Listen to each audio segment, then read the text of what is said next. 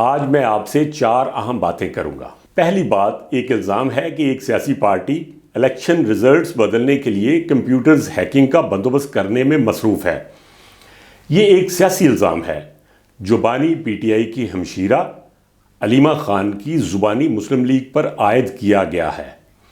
ان کے مطابق عمران خان نے جیل سے یہ پیغام بڑی شدت سے پہنچایا ہے کہ ٹائیگرز ہوشیار رہیں، کیونکہ الیکشن کے بعد جن کمپیوٹرز میں نتائج جمع ہوں گے اور حتمی شکل اختیار کریں گے، مسلم لیگ انہیں ہیک کرنے کی تیاری میں مصروف ہے۔ اب میں خان صاحب سے پوچھتا ہوں کہ آپ کے زور و شور سے بتائے گئے 35 پنکچرز کا کیا ہوا؟ کیا آپ نے اپنے دور حکومت میں ان پنکچرز کے بارے میں کوئی تحقیقات کروائیں؟ خان صاحب، آپ تو افواہ پر ایمان لانے میں مشہور ہیں۔ آپ اپنے مخالف کے خلاف کوئی افواہ سن کر شاید مزید کچھ سوچتے ہی نہیں اور بولنا شروع کر دیتے ہیں۔ تو ہم آپ کو بتا دیتے ہیں کہ جیسے پنجاب میں وہ 35 پنکچرز والی کہانی بالکل بے بنیاد تھی، ویسے ہی آپ کا یہ گمان بھی حقیقت سے بہت دور ہے۔ وہ حساس کمپیوٹرز خود ریاست کی نگرانی میں ہوں گے، اور آپ اب بھی یہ سمجھ رہے ہیں کہ ریاست کسی بھی ایک سیاسی پارٹی کو اتنا اختیار اپنے ہاتھ میں لینے دے گی کہ وہ پارٹی پورے الیکشن کے نتائج عین اپنی مرضی سے تیار کر سکے۔ ایسا نہیں ہوگا خان صاحب، ایسا نہیں ہو سکتا۔ آپ اپنا دل بڑا رکھیں اور 8 فروری کو سب جماعتوں کے خلاف میدان میں اپنی پارٹی کی پرفارمنس پر توجہ دیں۔ ان شارٹ، عمران خان کے اپنے ٹائیگرز کو نئی ہدایت سے متعلق یہ نیوز جو میں نے ابھی آپ کے ساتھ شیئر کی ہے، یہ خبر مختصر ہے مگر اہم ہے کہ یہ ملک کے ایک سیاسی رہنما کی ذہنی اپروچ پہ ذرا روشنی ڈالتی ہے۔ اس شارٹ نیوز کے بعد میں ایک ایسا بڑا منظر آپ کے سامنے پیش کروں گا جسے ہم سبھی اپنی آنکھوں سے دن رات دیکھ رہے ہیں۔ ایک نئی ہی دنیا ہے۔ اس بار الیکشن کی اہم ترین سرگرمیاں صرف زمین پر نہیں بلکہ سوشل میڈیا، واٹس ایپ اور دیگر موبائل ایپس پر بھی ہو رہی ہیں۔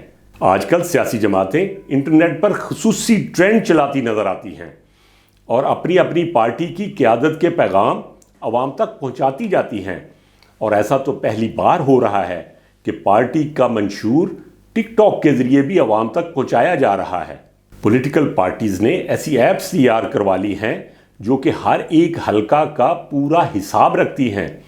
ایسی کسی ایپ کے اندر کسی بھی حلقہ کے تمام ووٹرز کی لسٹ ڈالی جاتی ہے، پھر یہ ایپ اس حلقہ کے تمام ووٹرز کو ایک میسج بھیجتی ہے کہ کس کا پولنگ اسٹیشن کہاں ہے اور اس ووٹر کو کہاں جا کر ووٹ ڈالنا ہے۔ مور اوور، ووٹرز کو ہر ہفتے پارٹی کی تمام سرگرمیوں کے بارے میں انہی ایپس کی مدد سے آگاہ کیا جاتا ہے۔ ہم یہ بھی بتاتے چلے کہ اس وقت سب سے بڑا رول واٹس ایپ کا ہے، جہاں مختلف پارٹیوں کے نمائندوں کی ایک براڈ کاسٹ لسٹ نظر آ رہی ہے۔ براڈ کاسٹ لسٹ کے ذریعے نمائندوں کو پیغامات مل جاتے ہیں، پھر وہ نمائندے وہ پیغامات اپنے اپنے گروپس میں پہنچا دیتے ہیں۔ واٹس ایپ کی مدد سے سیاسی پارٹیوں کو بہت آسانی ہوئی ہے، اب وہ اپنا پیغام بہت جلد لوگوں تک پہنچا دیتی ہیں۔ اسی لیے اب ایسی سیاسی جماعتیں اور سیاستدان بھی ڈیجیٹل میڈیا کا رخ کر رہے ہیں جو ماضی قریب میں ایسا کرنے سے کنی کتراتے تھے۔ آج کی تیسری اہم بات یہ ہے کہ نوجوانوں کو مواقع دینے کے وعدے تو بہت کیے جاتے ہیں، مگر پاکستانی نوجوانوں کو ایم این اے یا ایم پی اے کا ٹکٹ دینے سے ہر پارٹی گریز ہی کرتی نظر آتی ہے۔ ہمیں پارلیمان میں اپنے نوجوان بہت ہی کم نظر آتے ہیں۔ کیوں آخر؟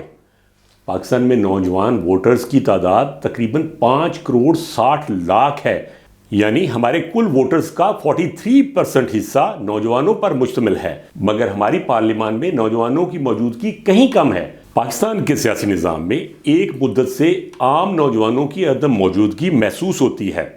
دراصل 1985 کے غیر جماعتی انتخابات کے بعد ملکی سیاست میں نظریات کی بجائے روپیہ پیسہ شامل ہو گیا۔ آج اکثر نوجوانوں کا یہ ماننا ہے چونکہ وہ نہ تو اثر و رسوخ رکھنے والے خاندانوں سے تعلق رکھتے ہیں اور نہ ہی خود کوئی مال و دولت رکھتے ہیں، اس لیے وہ الیکشن لڑیں بھی تو ہار جائیں گے۔ نوجوان مزید یہ بھی سمجھتے ہیں کہ الیکشن مہم کا دار و مدار اس بات پر ہوتا ہے کہ آپ کو الیکشن گراؤنڈ پر انفراسٹرکچر کتنا ملتا ہے۔